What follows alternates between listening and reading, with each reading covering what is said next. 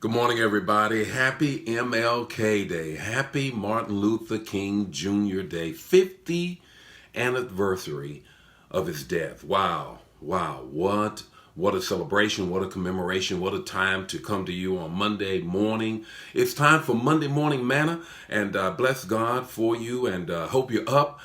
If you didn't go to work, I hope you're up, and it's time for Morning Manna. Good morning. Good morning to you. Going to give you a chance to kind of pull it together and share this manna this morning. Go into your share component on your Facebook Live right now, and so that other folk can tap into what we're going to talk about this morning. Got a little special edition for you on this morning. This is a special morning. You got to admit, Martin Luther King Day Jr. Is a special day. It's a special day. It's a commemorative day, and for many of us, it is, we wouldn't be where we are in this country had it not been for his contribution, a modern day prophet. And so I'm dedicating our Monday morning manna, our manna to him on this morning, because we have a lot to deal with. So we're going to give Facebook Live an opportunity to pull together our audience, and then we're going to jump right into it. Going to give you what we normally do. It's the text, the talk, and the takeaway for you who are joining us that don't normally join us. That's how we roll. I'm going to give you the text, I'm going to give you a talk, and then I'm going to give you a takeaway. By the way, you can buy the book, The Man of Man. It is flying off the shelf. Go to Amazon.com and get that book. I bless God for you. It's a compilation of all the manna and more for 2018.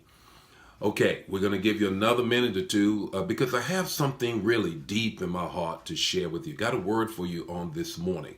Now, also want to give the hearts and the likes and everything. It's the Facebook Live version of Amens. It's the Facebook Live versions of the Amen. And it is Monday morning, Martin Luther King Jr.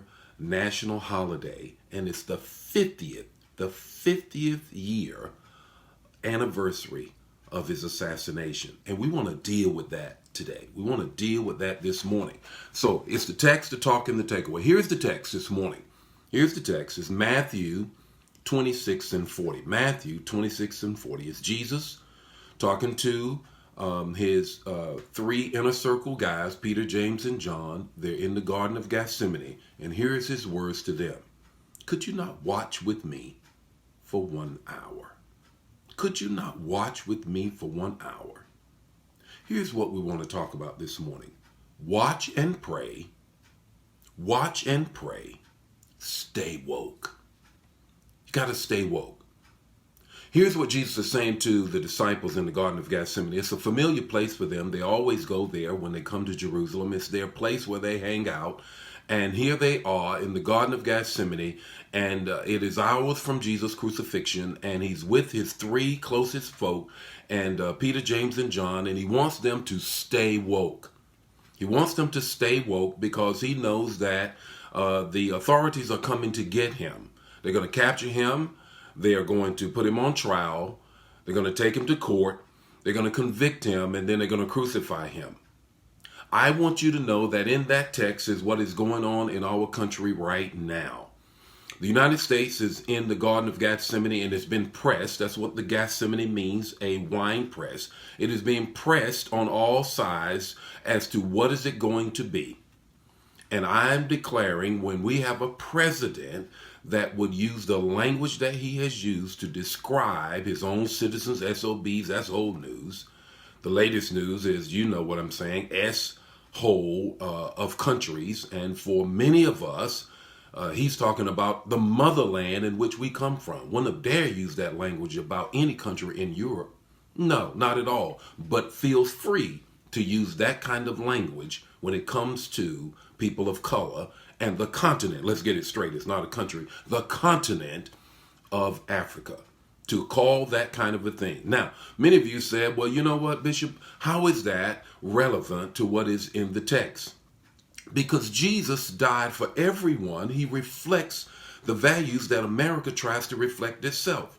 That is, everybody has worth and everybody has meaning. Everybody is worthy of dignity and respect. Nobody crawled out of a hole. No one crawled out of a hole. And so here we have Jesus saying to his disciples, you got to stay woke because there are folk who are coming to get me, and there are folk who are coming to get the very values of this country. Three things I want you to do. The first thing is this: watch. Watch. That's what Jesus tells the disciples to watch. Now, watch. We have used that word in a synonym way in saying that it is talking about prayer. No, the next verse talks about prayer. He says watch. Watch is a clock time. Jesus is saying stay woke. There's a term now we use politically. You got to stay woke. You got to be vigilant. You cannot sleep in this moment in which we are in right now. So you need to shake everybody around you. Shake your family members, shake your friends, and shake your co-workers and tell them, stay woke. Because what is going on in our country, the values that are being challenged on every side by the highest authorities, changing what we are, we got to stay woke. The second thing is watch and pray. Watch and pray. In the next verse, Jesus says in 41, he says for them to watch and pray. In other words, he is saying, look, if you can't stay woke, then pray that you can stay awake. Now, a lot of folks say, you know what? Back off, Bishop. Give me a break. Don't get so much into politics. We're not talking about politics. Let me be clear. Let me be very clear about that. We're not talking about politics because in America, we'll always have difference of opinion about public policy. We're talking about values and what is going to be the definition of being America, an American. That's what we're talking about. So values supersede and transcend public policy. And so when Jesus says to them, watch and pray, he is saying, now you need to pray that you stay awake and pay attention to what is going on. And as well as in 1 Timothy 2, 1 through 3, it says, pray for them that have rule over us, that we may be able to live tranquil or peaceable lives. Now, you can pray for those that have rule over us. And I think so many times people take that as an out. Now, you pray and you just leave it alone after that. Just pray. No, notice there's a conjunction with what Jesus says. Watch and pray. You do both. You stay vigilant and you pray. You lift it up. You have a voice into the marketplace of ideas. So it is not for a Christian somehow or another to be non-Christian because we decide that we're going to pray and watch. Watch and pray. Here's the first thing. Watch, be vigilant, stay woke. If you can't stay woke, then the second thing, 41st verse, watch and pray. Here's the third thing. Watch, pray, and don't be Peter. Watch, pray, and don't be Peter. Here it is, verses 52 through 54. You know it well. They're in the Garden of Gethsemane, lest I remind you. And here they are. They finally come to get Jesus. He has prayed throughout the hours. They finally come through you know what it is, Judas, who kisses him for 30 pieces of silver. That's a whole different sermon. But Judas, who kisses him for 30 pieces of silver, they show up. Malchus, the servant of the high priest, gets his ear cut off by Peter because Peter has an impulsive response to the situation that they find themselves in. He pulls his sword out, he cuts off the guy's ear, and what does Jesus do? He picks the ear up, puts it back on Malchus' head. Why? Because impulsive reactions in this day and time won't cut it.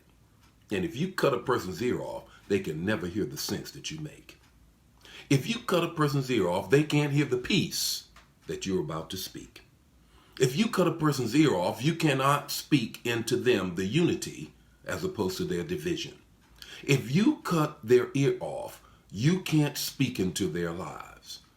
You've got to be and got to have a peaceable response. Watch, pray, and don't be Peter. Because if you're Peter, your impulsive reactions will only exacerbate the situation. You can't do that. So don't cut their ear off. They got to hear what you have to say. Okay, what's your takeaway this morning?